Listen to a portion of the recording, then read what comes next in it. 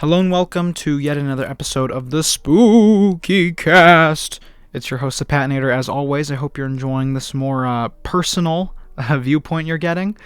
Before I get into the video, I have to ask you so very kindly to subscribe to the channel and like the video. It really does mean the world to me, and it does a lot more for the channel than you think. Last I checked, we are at 125 subscribers. That is unbelievable, guys. I'm growing at such a rapid rate. I never thought I'd be here. But here we are, and I'm going to keep watching movies, and I'm going to keep talking about them for my channel. So yeah, like and subscribe if you have it in your heart. But with that all out of the way, let's jump feet first into this Spooky Cast. Today on the Spooky Cast, I watched the original Ring, it's titled Ring, but in English, or at least on the poster, it's Ringu, directed by Hideo Nakata. So I've never seen another one of this guy's movies, obviously. Let me summarize the plot. The Ring follows the story of a tape that supposedly kills you if you watch it, and then, it'll kill you 7 days after you watch it for the first time. This is not a new topic to you if you've been on the internet for any portion of your entire life. This was a very big thing back in the early internet, in which I cannot say I participated in much or at all. With the, post this on your Facebook if you don't want to get cursed and killed by this demon. And this is where it all kind of started. For a while, I only knew the American remake of the thing, of the Ring, and I heard that was kind of schlop, nonsense, kind of bad. So I went into this very excited because people actually talk relatively highly of this one, and I'm happy to say I got exactly that. I love, and this is complete bias, and this is something that I need to work on myself, actually. I have the worst, for film anyway, I have the worst place Japan syndrome in the world.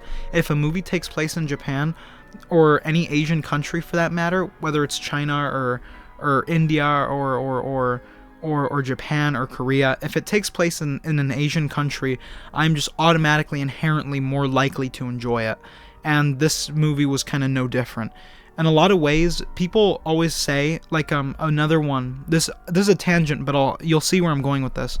Another movie kind of like this was Shin Kamen Rider, or whatever it's called, Shin Masked Rider, whatever. I watched that movie a little while ago, and I saw in the Letterboxd review, I remember enjoying it a lot. I gave it like a 9 out of 10. I remember seeing on Letterboxd, people were describing it as high-quality Japanese schlock.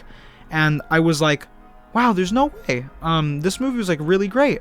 But I think the not the schlop, but the just, normal movies that get made in Japan are just of a general higher quality. Now, I don't know how true that is anymore.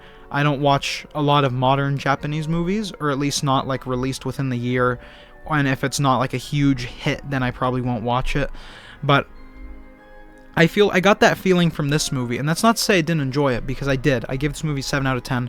I really enjoyed it. There are a lot of special things in this movie, and that have affected horror as a genre, and just horror as a film medium in ways that you can't even describe.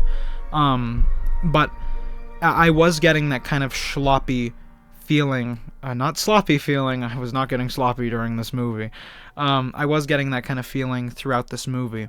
The actors were all pretty good. Their performances were, again, pretty good, if a little cheesy and corny, which I do appreciate in a horror movie, and they did not shy back in this one. The score was really good. They really utilized the staticky sounds of a TV. They utilize a lot of unique sounds that you don't really find anywhere else, or that I haven't really heard anywhere else. And it's good because this is such a unique concept, not only at the time, but even now. This just really isn't a thing that you see very often.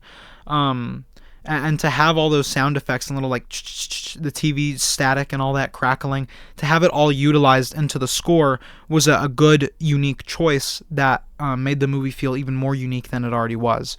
My only real problem, and this is, again, not a unique problem to this movie, it could be a actual thing. I could just be right here, but this movie suffers from very what's the word? It suffers from a very messy story, and not like a bad story, because it makes sense. And if you were really locked in, I'm sure it would make crystal clear sense to you.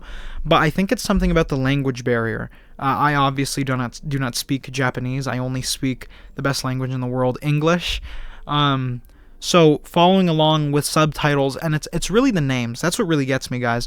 The way that names sound in this movie, or just the way Japanese names sound in general, for me at least, they're very hard to remember.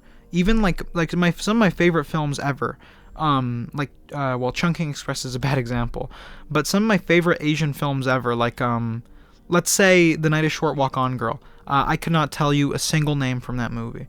I love that movie. I could tell you beat for beat what happens in it, but I could not tell you a single character's name because I just don't remember. I'm bad at names, or Asian names anyway.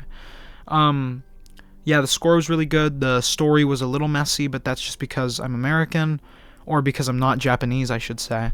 The cinematography was really good. Japan just makes for a really good setting, and the area of Japan that they film in, not being like super dense city, but like kind of suburbs and even more rural areas, looks just really good on film, or whatever they recorded it on, doesn't really matter.